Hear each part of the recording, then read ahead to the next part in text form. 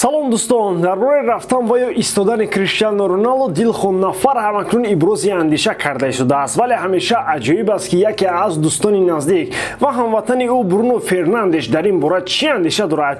Инҷо мо гуфтаҳои Фернандешро атрофи ҳамаи ин пешниҳоди шумо мекунем. Пеш аз тамошо кардан бисёриҳо лайки худро ба видеои мо мегузоранд ки барои онҳо мо алоҳида миннатдорӣ баён мекунем. Одамони навро ба канал албатта хушомадид мегӯем. Рақам он қадар муҳим нест, аммо барои мотиватсия хуб мебошад. Акнун дар ягон ҷо баъз рушнед мо бошад сар мекунем. Дӯстон, футболи бошгоҳӣ баргашт. Аз ин рӯ дастаҳо ба мусобиқаи пеш аз мавсим сафар карданд. Ливерпул бо дастаи РБ Лейпциг қуввозмоӣ мекунад. Бавария бе Роберт Левандовски бо Манчестер Сити рақобат мебандад ва Лигаи Чемпионҳо ки Динамо Киев Фенербахчеро пешвоз мегирад. Оё киевиҳо метавонанд пеш аз бозии ҷавобӣ дастболо карданд? Тамошои бозиҳоро бо 1x боз ҳам ҷолибтар кунед. Дар он ҷо регистратсияи осон, пур кардани маблағ аз томи гӯшаву канори дунё, вале аз ҳам муҳим бонус то $100 дар аввалин пардохт бо промокоди AMG 0777. Ссилкаи бозӣ дар комментария. Ба ҳама муваффақият.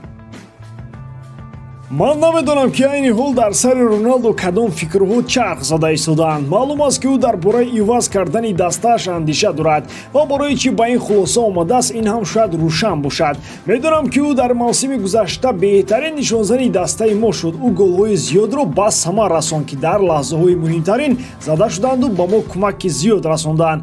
ӯ на танҳо интизориҳоро бароварда кард. Роналдо аз онҳо гузашт. Ба қарори ӯ наметавонам дахолат кунам. ӯ худаш ба як хулоса хоҳад омад. мондан ва ё рафтан танҳо аз худи ӯ вобастагӣ дорад. дар кор нафарони асосӣ роҳбарони МЮ ва худи Криштиану ҳастанд. ман намехоҳам ба кори онҳо дахолат кунам, гуфт Бруно Фернандеш. ҳамин Роналдо рафтану нарафтанашро тезтар муайян кунад ки ҳар рӯз як хабари дурӯғу рост дар борааш баромада истодааст. гоҳе дар Арабистони Саудӣ бо арзиши 300 миллион ва маоши 250 миллион қарор дорад.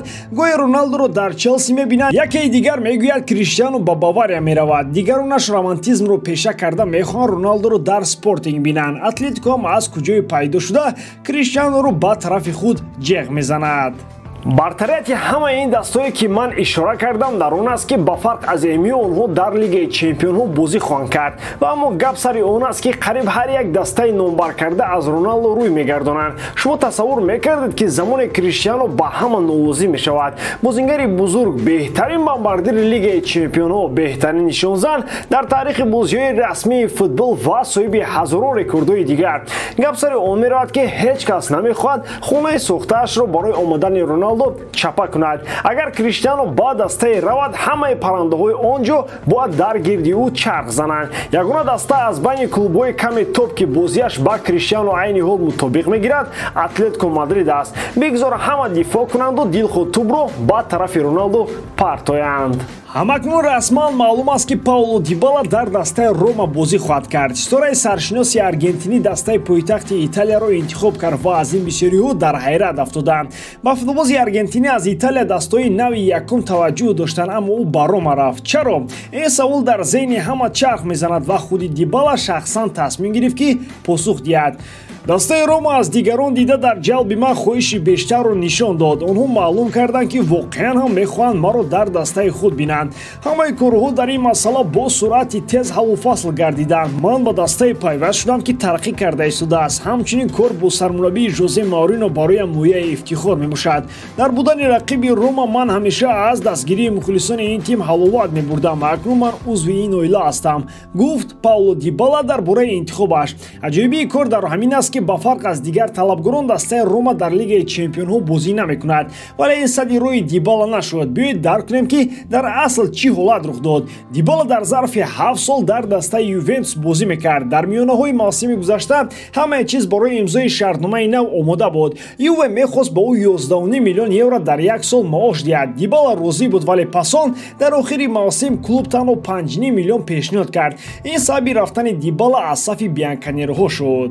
чанд сол қабл туриниҳо ӯро бо нархи 31 миллион евро харида буданд, акнун ӯ бепул рафт. баъди агенти озод шуданаш дастаҳои зиёд ба ӯ таваҷҷӯҳ карданд. номзади асосии дастаи Интер буд, аммо бо ин даста ҳам сари маоши футболбоз ҷонибҳо ба мувофиқат нарасиданд. дар баробари ин клубҳои Наполи, Тоттенхем ба Пауло Маро гузорӣ карданд. дар ин трансфери ҳангомавӣ таъсири Жозе Мауриньо зиёд будааст. ин мутахассиси португалӣ ба Дибала шахсан занг зада проекти нави Рома ва нақши Дибаларо ба ӯ фаҳмонд. Дибала дарҳол ба ин трансфер розигиашро дод.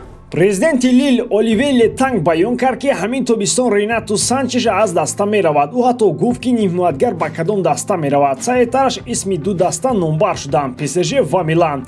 Санчес ду варианти хуб дорад. ду дастаи топ ӯро ба ҳайати худ ҷалб карданиянд. ӯ то ҳол бо мост, чунки бо ягоне аз дастаҳо шартномаи тарафайн имзо нашудааст. метавонам гӯям, ки Ренато Санчеш аз Лил меравад, аммо ба куҷо меравад намедонам. ӯ ба ПСЖ ва ё ба Милан хоҳад рафт. худи Ренато то ҳол ба хулосаи амиқ наомадааст. дар ин маврид танҳо ҳаминро гуфта метавонам. ишора кард президенти клуби Лил дар нишасти матбуотӣ.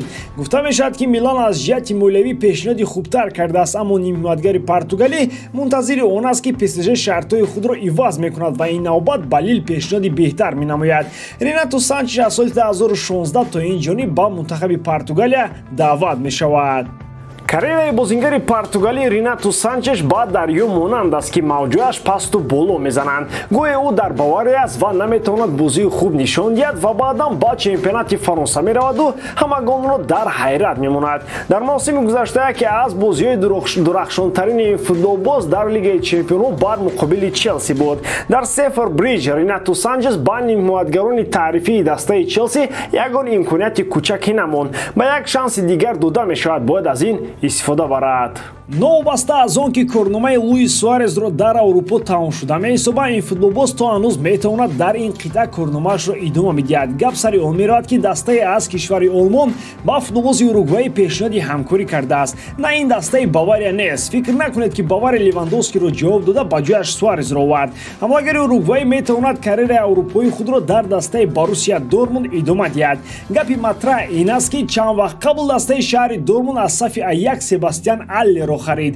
ин футболбоз дар мавсими нав бояд ҷойгузини Холланд мешуд. Аллер дар ҷомадҳои таълимӣ ва тамринии дастаи олмонӣ ширкат кард, вале баъдан хабар дошт, ки Аллер бо сабаби бемории саратон аз базаи Дормундиё рафт. ӯ акнун ба табобат машғул мешавад. аз ин хотир дастаи Боруссия Дормунд дар ҷустуҷӯи ҳамлагарони нав қарор дорад. Суарес, ки 3 июни соли ҷорӣ агенти озод аст, соҳиби пешниҳод аз тарафи Боруссия Дормунд шуд. ҳамлагари уругваӣ онро чӣ гуна қабул кардааст, то ҳол маълум нест. дар ин бора қариб ки маълумот дида намешавад. ду мавсими охиру ҷумкунандаи уругваӣ дар дастаи Атлетико Мадрид бозӣ мекард. бо ин даста Суарес қаҳрамони Испания шуд. пештар аз ин Луис дар Барселона соҳиби ҷоизаҳои зиёд аз ҷумла Лигаи Чемпионҳо гардида буд. ба ҳамин тамом бовар дорам, ки эҷодкории ман ба шумо писанд меояд. лайк, комментария ва дар канал обнажданро аз ёд набароред. бо шумо мисли ҳар вақта Муҳаммад Гаиров. хай бародарон, дар паноҳи Аллоҳ.